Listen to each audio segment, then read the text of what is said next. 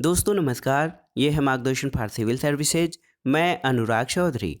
दोस्तों मार्गदर्शन current affairs के अंतर्गत आज की वीडियो में प्रस्तुत है उत्तर प्रदेश से संबंधित महत्वपूर्ण करेंट अफेयर्स जो उत्तर प्रदेश लोक सेवा आयोग, अधीनस्थ सेवा चयन आयोग तथा उत्तर प्रदेश से संबंधित विभिन्न परीक्षाओं के लिए विशेष रूप से उपयोगी है। तो आइए शुरू करते हैं आज का वीडियो। यूपी स्पेशल के अंतर्गत यूपी करेंट जीके का विशेष वीडियो। दोस्तों सबसे पहले हम जानेंगे राजा महेंद्र प्रताप सिंह राज्य विश्वविद्यालय के बारे में। तो दोस्तों 14 सितंबर 2021 को प्रधानमंत्री नरेंद्र मोदी द्वारा उत्तर प्रदेश के अलीगढ़ जनपद में राजा महेंद्र प्रताप सिंह राज्य विश्वविद्यालय का शिलान्यास किया गया। तो एक तथ्य आपको मिला महत्वपूर्ण कि राजा महेंद्र प्रताप सिंह राज्य विश्वविद्यालय का उद्घाटन 14 सितंबर 2021 को भारत के प्रधानमंत्री नरेंद्र मोदी द्वारा उत्तर प्रदेश के अलीगढ़ जिले में इस विश्वविद्यालय का शिलान्यास किया गया है। और ये विश्वविद्यालय उत्तर प्रदेश सरकार द्वारा स्वतंत्रता संग्राम सेनानी, शिक्षाविद और समाज सुधारक राजा महेंद्र प्रताप सिंह की स्मृति और सम्मान में की जा रही है। दोस्तों ये विश्वविद्यालय अलीगढ़ जिले की कोल तहसील के लोधा और मूसेपुर करीम जरौली गांव की लगभग 92 एकड़ भूमि पर स्थापित किया जाएगा। और इस विश्वविद्यालय से अलीगढ़ संभाग के 395 कॉलेज संबद्ध किए जाएंगे। अब आइए देखते हैं उत्तर प्रदेश राष्ट्रीय विधि विश्वविद्यालय के बारे में। तो दोस्तों 11 सितंबर 2021 को राष्ट्रपति रामनाथ कोविंद ने प्रयागराज में उत्तर प्रदेश राष्ट्रीय विधि विश्वविद्यालय का शिलान्यास किया है। और साथ ही राष्ट्रपति ने प्रयागराज स्थित इलाहाबाद उच्च न्यायालय के नए भवन परिसर का भी शिलान्यास किया। और आपकी जानकारी के लिए बता दें कि इलाहाबाद उच्च न्यायालय भारत में स्थापित किया गया चौथा उच्च न्यायालय था। दोस्तों वर्ष 1921 में भारत की पहली महिला अधिवक्ता के रूप में कार्नेलिया सोराबजी को इलाहाबाद उच्च न्यायालय में पंजीकृत किया गया था। Scrub typhus. दोस्तों स्क्रब टाइफस क्या है? तो अगस्त सितंबर 2021 में उत्तर प्रदेश के फिरोजाबाद, आगरा, मैनपुरी, एटा और कासगंज जिलों में स्क्रब टाइफस नामक वायरल से एक सप्ताह में लगभग 40 लोगों की मृत्यु हुई थी, जिनमें से ज़्यादातर बच्चे शामिल हैं। तो उत्तर प्रदेश के फिरोजाबाद, आगरा, मैनपुरी, एटा और कासगंज जिलों में स्क्रब टाइफस नामक एक वायरल बीमारी से एक सप्ताह में लगभग 40 लोगों की मृत्यु हुई थी। और दोस्तों स्क्रब टाइफस जो है, इस बीमारी के होने पर लोगों में बुखार और ठंड लगना, सिर दर्द, शरीर में दर्द, चकत्ते और मांसपेशियों में दर्द आदि के लक्षण दिखाई देते हैं। और आपकी जानकारी के लिए कि स्क्रब टाइफस एक ऐसी बीमारी है जो ओरेंटिया टुसुगामुशी नामक बैक्टीरिया के कारण होती है और इसको बुश टाइफस के नाम से भी जाना जाता है। आयुष विश्वविद्यालय। दोस्तों 28 अगस्त 2021 को राष्ट्रपति द्वारा उत्तर प्रदेश के गोरखपुर जिले के पिपरी और तरकुलहा नामक गांव में राज्य के पहले आयुष विश्वविद्यालय की आधारशिला रखी गई।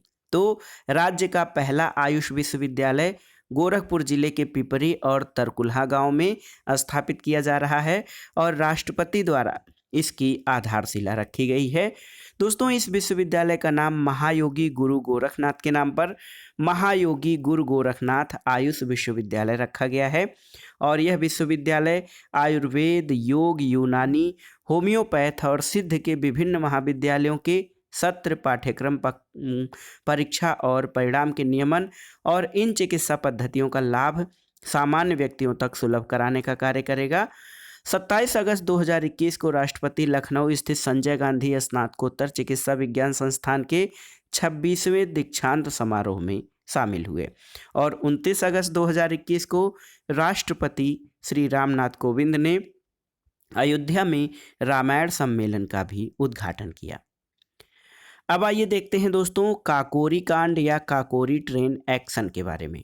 तो दोस्तों 9 अगस्त 2021 को उत्तर प्रदेश के मुख्यमंत्री द्वारा काकोरी कांड का नाम बदलकर काकोरी ट्रेन एक्शन कर दिया गया है। तो ये बहुत ही महत्वपूर्ण है। काकोरी कांड का नाम 9 अगस्त 2021 को मुख्यमंत्री द्वारा काकोरी ट्रेन एक्शन किया गया है। और कांड शब्द भारत के स्वतंत्रता संग्राम के तहत इस घटना के अपमान की भावना को दर्शाता है, इसलिए काकोरी कांड का नाम बदलकर काकोरी ट्रेन एक्शन कर दिया गया है। तो ये बहुत ही महत्वपूर्ण जो है प्रश्न है आगामी परीक्षाओं के लिए।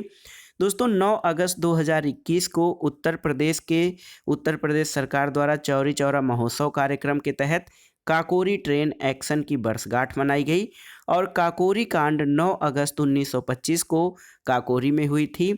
8 down Moradabad Lucknow passenger train लूट से संबंधित है, जिसके आरोप में राम प्रसाद बिस्मिल, अशफाक उल्ला खां, राजेंद्र लाहिड़ी और रोशन सिंह को फांसी दे दी गई थी।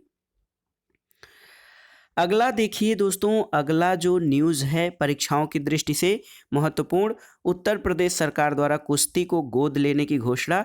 तो अगस्त 2021 में उत्तर प्रदेश सरकार ने कुश्ती खेल को गोद लेने की घोषणा की है और उत्तर प्रदेश सरकार द्वारा पहलवानों के समर्थन और बुनियादी ढांचों के लिए 2032 ओलंपिक तक 170 करोड़ रुपए का निवेश किया जाना प्रस्तावित है। और आपकी जानकारी के लिए बता दें कि इससे पहले ओडिशा सरकार द्वारा हॉकी टीम का समर्थन किया गया था। अगला है माई गवर्नमेंट मेरी सरकार पोर्टल। तो देखिए ये 26 जुलाई 2021 को उत्तर प्रदेश सरकार के मुख्यमंत्री योगी आदित्यनाथ द्वारा माई गवर्नमेंट यानी मेरी सरकार नामक पोर्टल लॉन्च किया गया है। इसके माध्यम से सरकार को लोगों से सुझाव जानने, सहयोग लेने और इनोवेशन को आगे बढ़ाने में मदद मिलेगी, जिससे कि शासन की परियोजनाओं को बेहतर ढंग से क्रियान्वित किया जा सकेगा। और इस पोर्टल यानी माई जीओवी पोर्टल का उद्देश्य यूपी सरकार का प्रदेश की जनता से सीधे संवाद स्थापित करना है। अगला है दोस्तों उत्तर प्रदेश मुख्यमंत्री बाल सेवा योजना। तो इस योजना के बारे में जानते हैं। 22 जुलाई 2021 को उत्तर प्रदेश के मुख्यमंत्री योगी आदित्यनाथ और राज्यपाल आनंदीबेन पटेल ने लोक भवन लखनऊ में उत्तर प्रदेश मुख्यमंत्री बाल सेवा योजना का शुभारंभ किया और ये योजना कोविड-19 महामारी के कारण अनाथ हुए बच्चों के लिए प्रारंभ किया गया है। और दोस्तों उत्तर प्रदेश मुख्यमंत्री बाल सेवा योजना के तहत क्या है कि राज्य सरकार द्वारा अनाथ बच्चों को 18 वर्ष की आयु तक प्रतिमाह 4,000 रुपये की सहायता और मुफ्त शिक्षा प्रदान की जाएगी। और साथ ही इस योजना के तहत अनाथ हुई लड़कियों की शादी के समय 1 लाख रुपए की धनराशि प्रदान की जाएगी। और इस योजना के अंतर्गत अब ऐसे बच्चों को भी शामिल किया गया है जो कोरोना के अलावा अन्य दूसरी बीमारियों के कारण अनाथ हुए हैं। दोस्तों इस योजना के तहत ऐसे सभी बच्चे जिनकी आयु 10 वर्ष या उससे कम है, उनका कोई अभिभावक नहीं है, उन्हें आवासीय सुविधा भी प्रदान की जाएगी। अगला है भारतीय विरासत संस्थान। दोस्तों 19 जुलाई 2021 को केंद्रीय संस्कृति मंत्री जी किशन रेड्डी द्वारा लोकसभा में एक लिखित उत्तर में प्रदत्त जानकारी के अनुसार केंद्र सरकार ने भारत की समृद्ध मूर्त विरासत के संरक्षण और अनुसंधान पर ध्यान केंद्रित करने के उद्देश्य से नोएडा गौतम बुद्ध नगर में भारतीय विरासत संस्थान स्थापित करने का निर्णय लिया है। तो इसको मैं स्टार कर रहा हूँ, भारतीय विरासत संस्थान यानी इंडियन इंस्टीट्यूट फॉर हेरिटेज या इंडियन हेरिटेज इंस्टीट्यूट, ये नोएडा गौतम बुद्ध नगर में स्थापित किया जा रहा है। और इस संस्थान को एक मानद विश्वविद्यालय के रूप में स्थापित किया जाएगा, जिसमें पंडित दीनदयाल उपाध्याय पुरातत्व संस्थान, नई दिल्ली स्थित भारतीय राष्ट्रीय अभिलेखागार के अभिलेखीय अध्ययन विद्यालय और लखनऊ स्थित राष्ट्रीय सांस्कृतिक संपदा संरक्षण अनुसंधानशाला, कला इतिहास संरक्षण और संग्रहालय के लिए राष्ट्रीय संग्रहालय संस्थान और इंदिरा गांधी राष्ट्रीय कला केंद्र के अकादमिक भाग को एकीकृत किया जाएगा। और राष्ट्रीय विरासत संस्थान कला इतिहास संरक्षण, संग्रहालय विज्ञान, अभिलेखी विज्ञान, पुरातत्व, निवारक संरक्षण, पुरालेख और मुद्रा शास्त्र तथा पांडुलिपि विज्ञान के क्षेत्र में परास्नातक और पीएचडी पाठ्यक्रमों को संचालित करेगा। अगला है दोस्तों उत्तर प्रदेश जनसंख्या नियंत्रण, स्थिरीकरण और कल्याण विधेयक 2021। तो 17 जुलाई 2021 को उत्तर प्रदेश राज्य विधि आयोग द्वारा उत्तर प्रदेश जनसंख्या नियंत्रण, स्थिरीकरण और कल्याण विधेयक 2021 का मसौदा जारी किया गया है। इस मसौदे के अनुसार उत्तर प्रदेश में 2 बच्चों की नीति का उल्लंघन करने वाले को स्थानीय निकाय चुनाव लड़ने, सरकारी नौकरियों के आवेदन करने, पदोन्नति और किसी प्रकार की सरकारी सब्सिडी प्राप्त करने से वंचित कर दिया जाएगा। और इस विधेयक में राष्ट्रीय पेंशन योजना के अंतर्गत नियोक्ता की योगदान कोष में 3% की वृद्धि करने का प्रस्ताव है। और इसके अलावा इस मसौदे के अनुसार 2 बच्चे के मापदंड को अपनाने वाले को, सरकारी नौकरी करने वाले को पूरी सेवा में मातृत्व या पितृत्व के दौरान 2 अतिरिक्त वेतन वृद्धि भी प्राप्त होगी। दोस्तों, इस अधिनियम के कार्यान्वयन के उद्देश्य से एक राज्य जनसंख्या कोष का गठन किया जाएगा और सभी माध्यमिक विद्यालयों में जनसंख्या नियंत्रण से संबंधित एक अनिवार्य विषय पेश करना सरकार का कर्तव्य होगा। अब आइए देखते हैं वाराणसी में प्रसाद परियोजनाओं का उद्घाटन। दोस्तों, प्रधानमंत्री नरेंद्र मोदी ने 15 जुलाई 2021 को प्रसाद योजना के तहत वाराणसी का विकास चरण द्वितीय परियोजना के अंतर्गत पर्यटन सुविधा केंद्र और प्रसाद योजना के तहत वाराणसी में रिवर क्रूज का विकास परियोजना के अंतर्गत 80 घाट से राजघाट तक क्रूज बोट के संचालन का उद्घाटन किया है। और फरवरी 2018 में पर्यटन मंत्रालय द्वारा 44.69 करोड़ रुपए की लागत वाली प्रसाद योजना के तहत वाराणसी का विकास चरण द्वितीय परियोजना और 10.72 करोड़ रुपए की लागत वाली प्रसाद योजना के तहत वाराणसी में रिवर क्रूज का विकास को स्वीकृति प्रदान की गई थी। दोस्तों, पर्यटन मंत्रालय ने भारत के सरकार के पूर्णतया वित्त पोषित केंद्र क्षेत्र योजना प्रसाद, जिसका मतलब है national mission on pilgrimage rejuvenation and spiritual heritage augmentation drive, ये जो है प्रसाद का फुल फॉर्म है। इसके अलावा दोस्तों, वाराणसी में विभिन्न विकास परियोजनाओं की बात करें तो 15 जुलाई को प्रधानमंत्री ने वाराणसी में कई विकास परियोजनाओं को शिलान्यास किया है। इसमें बीएचयू यानी बनारस हिंदू विश्वविद्यालय में 100 बेड की एमसीएच विंग, गोदौलिया में मल्टी लेवल पार्किंग, गंगा नदी में पर्यटन विकास के लिए रो जहाज और वाराणसी गाजीपुर राजमार्ग पर 3 लेन फ्लाईओवर ब्रिज सहित लगभग 744 करोड़ रुपए की विभिन्न परियोजनाओं का उद्घाटन किया है। इसके अलावा दोस्तों, यहाँ पर 839 करोड़ रुपए की कई परियोजनाओं और लोक निर्माण का शिलान्यास किया गया है, जिसमें सेंट्रल पेट्रोकेमिकल इंजीनियरिंग और तकनीकी संस्थान का कौशल और तकनीकी समर्थन, केंद्रीय जल जीवन मिशन के तहत 143 ग्रामीण परियोजनाएं और करखीगांव में आम और सब्जी इंटीग्रेटेड पैक हाउस शामिल हैं। और इसके अलावा वाराणसी में international cooperation fund convention centre Rudraksh का उद्घाटन किया गया, जो जापान की सहायता से विकसित किया जा रहा है। उत्तर प्रदेश जनसंख्या नीति 2021 से 2030। दोस्तों, 11 जुलाई 2021 को विश्व जनसंख्या दिवस के अवसर पर उत्तर प्रदेश सरकार ने उत्तर प्रदेश जनसंख्या नीति 2021 से 2030 जारी की और इस नीति का मुख्य उद्देश्य 2026 तक राज्य के सकल प्रजनन दर को 2.7% से घटाकर 2.1% और 2030 तक 1.9% करना है। और वर्तमान में देखिए, एक प्रश्न यहाँ से मिला कि उत्तर प्रदेश की कुल प्रजनन दर, जिसको टोटल फर्टिलिटी रेट TFR कहा जाता है, ये 2.7% है। दोस्तों, उत्तर प्रदेश में अंतिम समय जनसंख्या नीति वर्ष 2000 में लाई गई थी, जो 2016 तक के लक्ष्यों के आधार पर तय की गई थी। अब नई जनसंख्या नीति 2030 तक प्रभावी रहेगी। दोस्तों, इस नीति के माध्यम से बुजुर्गों की देखभाल, व्यापक व्यवस्था पर ध्यान केंद्रित किया जाएगा और 11 से 19 वर्ष के आयु के किशोरों के लिए शिक्षा, स्वास्थ्य और पोषण से बेहतर प्रबंधन को महत्व दिया जाएगा। अगला है चावल उत्पादन बढ़ाने हेतु 2030 WRG और कोर्टेवा एग्री साइंस के मध्य समझौता।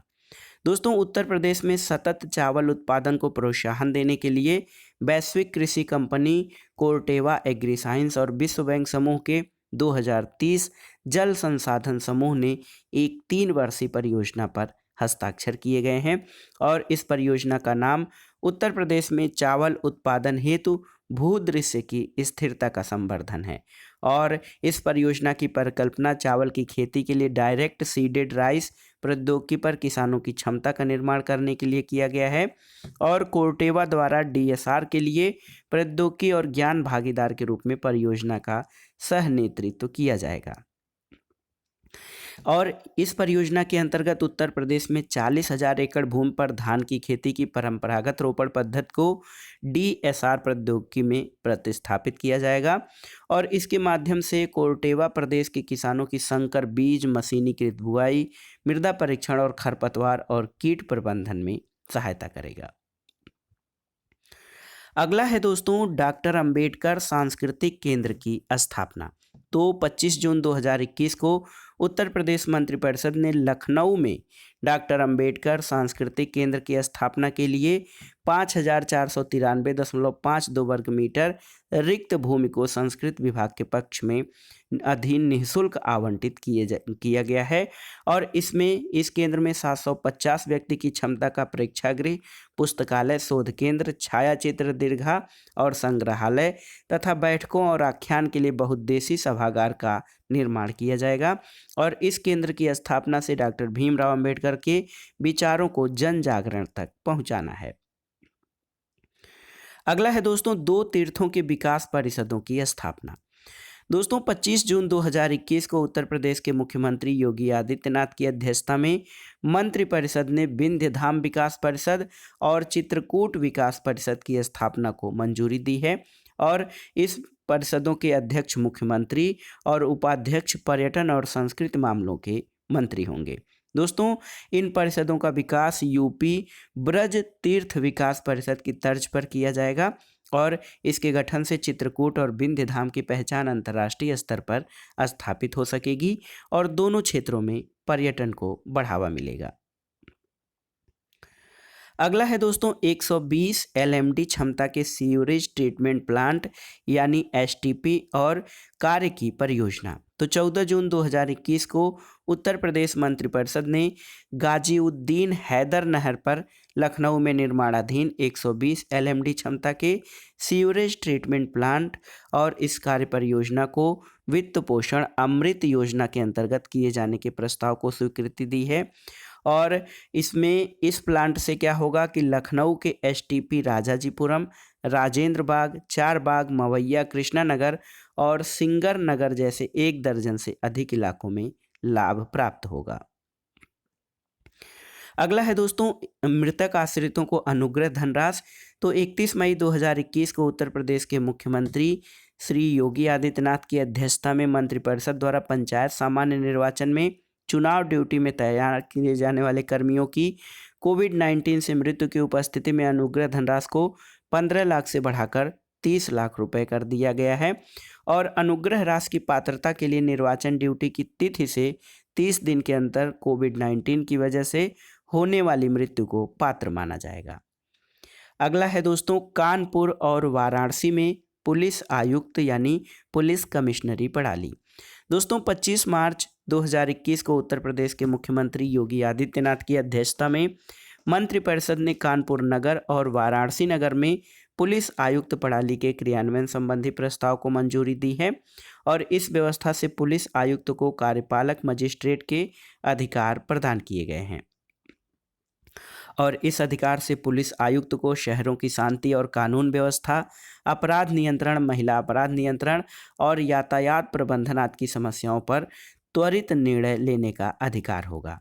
तो इसके अलावा आप जानते हैं कि पुलिस आयुक्त प्रणाली को सबसे पहले लखनऊ नगर और नोएडा में शामिल किया गया है और इसके अलावा अब 2 नगर और हो गए कानपुर और वाराणसी। कानपुर और वाराणसी इसके पहले लखनऊ और नोएडा में पुलिस कमिश्नरी प्रणाली को लागू किया गया है। दोस्तों पुलिस आयुक्त प्रणाली की व्यवस्था दंड प्रक्रिया संहिता में दी गई है जो मूल रूप से 10 लाख से अधिक जनसंख्या वाले नगरों के लिए है। अगला है अशफाक उल्ला खां प्राणी उद्यान। दोस्तों मार्च 2021 में उत्तर प्रदेश के मुख्यमंत्री द्वारा गोरखपुर में स्थित शहीद अशफाक उल्ला खां प्राणी उद्यान का उद्घाटन किया गया है और ये प्राणी उद्यान पूर्वांचल का पहला और राज्य में तीसरा चिड़ियाघर है, इसकी नींव 2011 में रखी गई थी। इस उद्यान का नाम स्वतंत्रता सेनानी शहीद अशफाक उल्ला खां के नाम पर रखा गया है। तो दोस्तों, अशफाक उल्ला खान प्राणी उद्यान गोरखपुर में इसका उद्घाटन किया गया है। अब आइए देख लेते हैं उत्तर प्रदेश हिंदी संस्थान के पुरस्कारों के बारे में। तो 26 फरवरी 2021 को उत्तर प्रदेश हिंदी संस्थान पुरस्कार 2019 की घोषणा की गई और इस संस्थान द्वारा दिया जाने वाला सर्वोच्च भारत भारती सम्मान मुंबई की डॉक्टर सूर्यबाला को प्रदान किया गया, जिन्हें इस पुरस्कार के लिए 5 लाख रुपए की धनराशि दी गई। इसके अलावा लोहिया साहित्य सम्मान लखनऊ के दयानंद पांडे को दिया गया, उन्हें पुरस्कार स्वरूप 4 लाख रुपए की धनराशि दी गई और 4 लाख रुपए की धनराशि वाले महात्मा गांधी साहित्य सम्मान भोपाल के डॉक्टर रामेश्वर प्रसाद मिश्र पंकज को दिया गया। दिल्ली के तरुण विजय को 4 लाख रुपए का हिंदी गौरव सम्मान और पंडित दीनदयाल उपाध्याय सम्मान दिल्ली के डॉक्टर सूर्यकांत बाली को दिया गया। अवंतीबाई साहित्य सम्मान भोपाल के डॉक्टर कपिल तिवारी को प्रदान किया गया। अगला है भारत का पहला ग्रीन हाइड्रोजन प्लांट, बहुत ही महत्वपूर्ण है दोस्तों।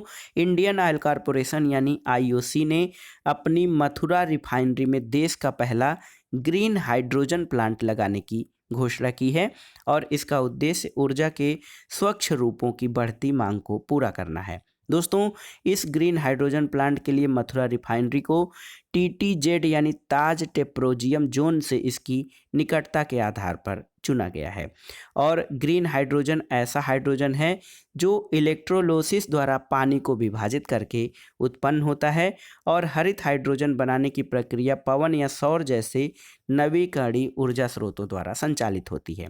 तो दोस्तों, ये महत्वपूर्ण था भारत का पहला green hydrogen plant Mathura refinery में इंडियन ऑयल कॉरपोरेशन द्वारा लगाया जा रहा है। अब आइए उत्तर प्रदेश करंट अफेयर्स के आधार पर महत्वपूर्ण वन लाइनर प्रश्नों को देख लेते हैं। प्रश्न है कि 11 सितंबर 2021 को राष्ट्रपति रामनाथ कोविंद द्वारा किस स्थान पर उत्तर प्रदेश राष्ट्रीय विधि विश्वविद्यालय की आधारशिला रखी गई? तो झलवा प्रयागराज में।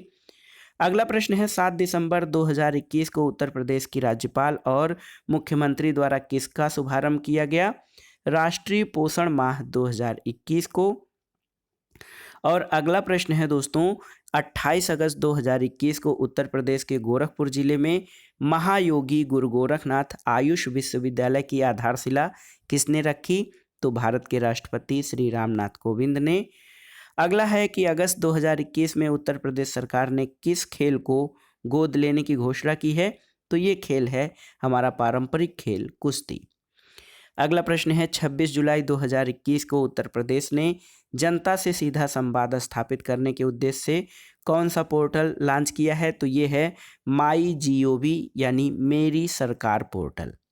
अगला प्रश्न है 23 जुलाई 2021 को इंडियन ऑयल कॉरपोरेशन यानी IOCL द्वारा देश का पहला ग्रीन हाइड्रोजन प्लांट कहाँ लगाया जाएगा? तो मथुरा ऑयल रिफाइनरी में। अगला प्रश्न है जुलाई 2021 में केंद्र सरकार ने उत्तर प्रदेश में किस स्थान पर विश्व स्तरीय भारतीय विरासत संस्थान स्थापित करने का निर्णय लिया है?